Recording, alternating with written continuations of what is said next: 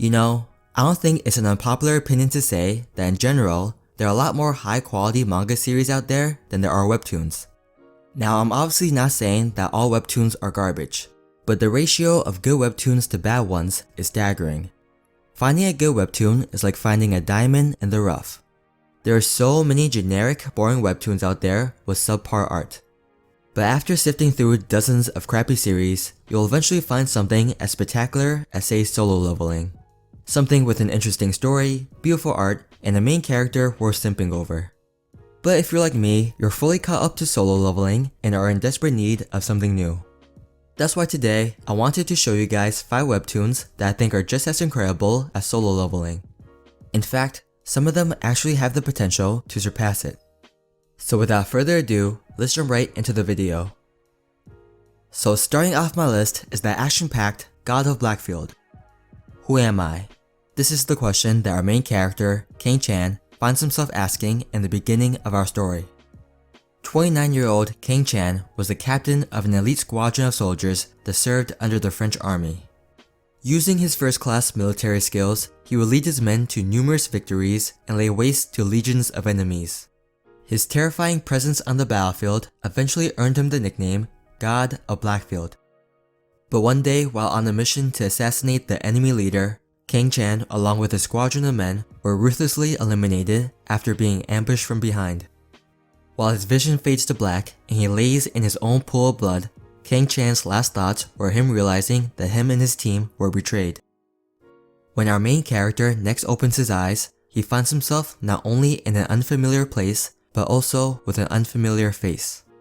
It turns out that the 29-year-old Kang Chan had reawakened in the body of an 18-year-old high schooler. So that's basically how our story gets set up.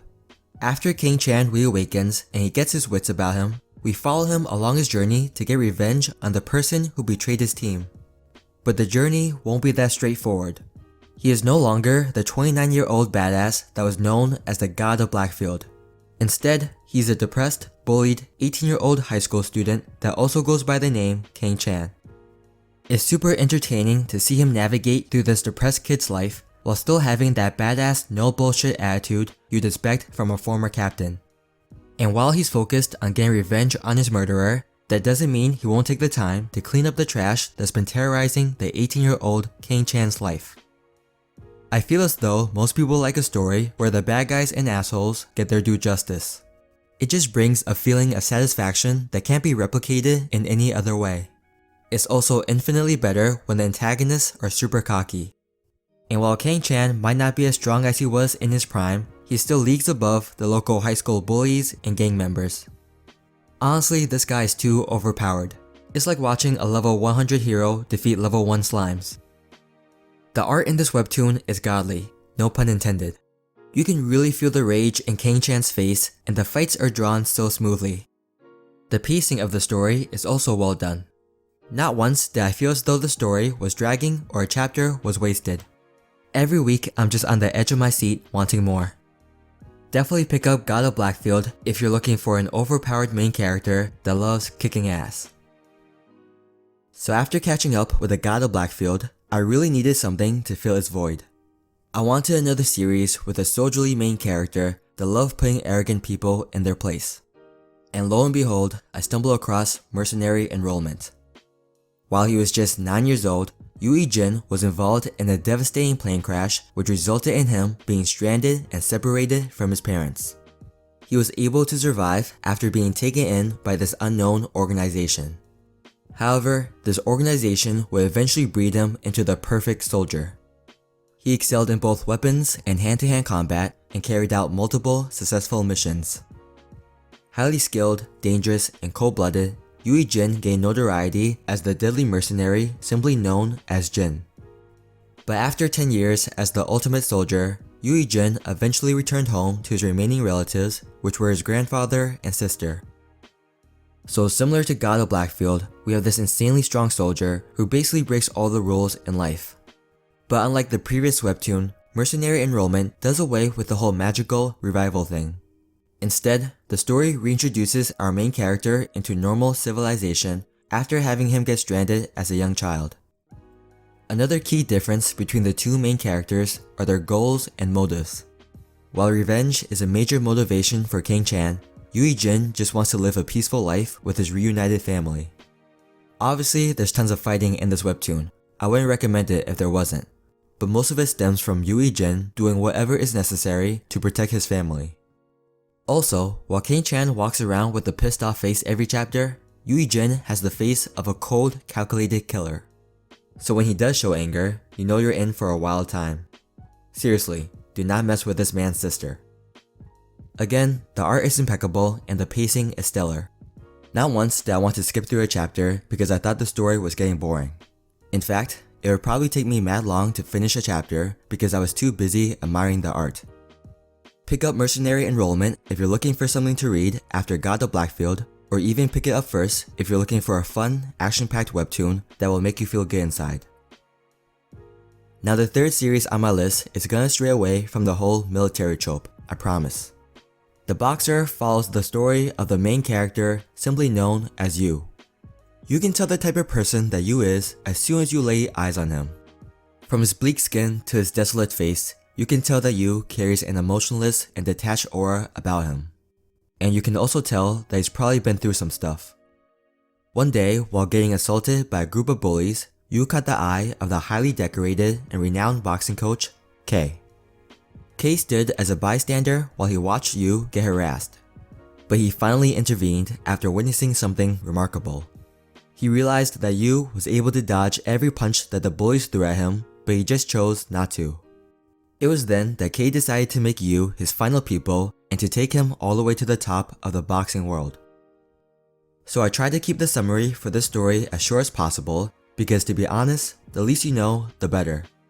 I say this because the author does an amazing job of conveying his story in a unique way and subverting the audience's expectations. While The Boxer is a sports webtoon, and a great one at that, the sport of boxing actually takes a backseat to the characters and their individual journeys. I would honestly say that this webtoon probably has the strongest cast of characters of not only the series on this list, but out of most of the mangas I have consumed. Each boxer that Yu faces on his journey comes with their own captivating backstory, and each match is treated as their own little character arc. We get attached super quick, and I often found myself rooting for the opposition almost as much as I was rooting for Yu. Okay, so for the two other series, I've pretty much praised their beautiful art. I'm gonna be honest, I think the art of The Boxer is okay. It's definitely something different, and I've definitely seen worse. But at the same time, I can't say it's my favorite art style. However, what the story does exceedingly well is the dialogue. The interactions between the characters feel real and natural. Never once did someone feel as though they acted out of character or as though they betrayed their core beliefs. All of the boxers have their own ideologies that they express with their words and back up with their fighting styles. The cast bounces really well off of each other, and that includes the main character, the supporting characters, and even the one-off characters. Read The Boxer if you're looking for a good sports series, or if you just want a story with a beautiful cast of characters. The fourth webtoon I'm going to mention is unique in the sense that it's the only series on this list that's completed so far. It's known as Death's Game. E.J. Choe is 31 years old, unemployed, and recently single. With the exception of his mother, society has all but given up on our hopeless main character.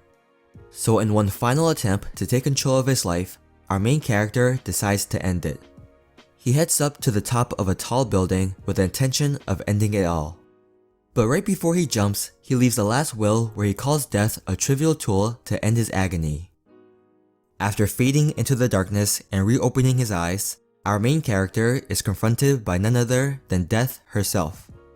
Annoyed by his thoughtless actions and disrespectful attitude towards the idea of death, she punishes him by making him experience the deaths of 13 different lives.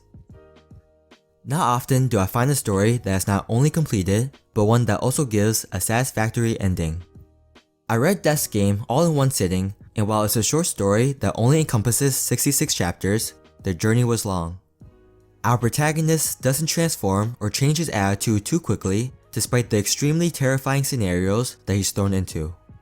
We see him go through a lot of ups and downs. Loss of gaining hope, losing it, enduring suffering, and then strengthening his resolve. The guy has a lot of imperfect qualities and he makes a lot of mistakes throughout the story, but that's what makes him feel like a real human. If I could equate his character to anyone, I guess the most obvious answer would be Subaru from ReZero. Although his suffering only extends for 66 chapters, while Subaru's seems endless. Another thing I really like about this webtoon is its portrayal of death.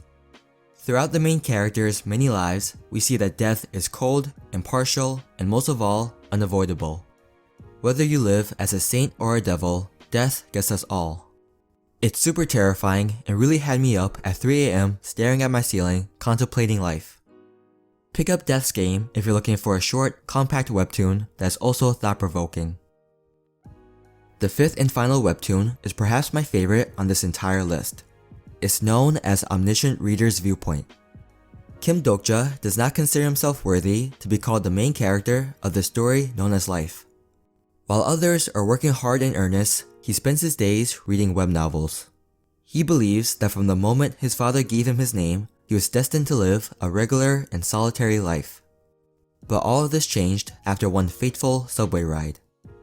While on his way home from work, Kim Dokja was reading his favorite web novel, 3 Ways to Survive the Apocalypse. He had been the sole reader of this long-running web novel for the past 10 years, and that day marked the release of its final chapter.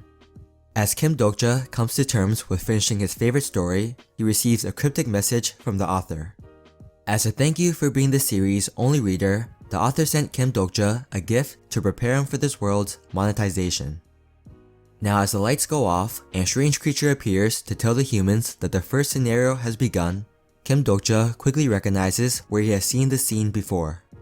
He comes to the realization that the reality that they once knew had become the world described in 3 Ways to Survive the Apocalypse.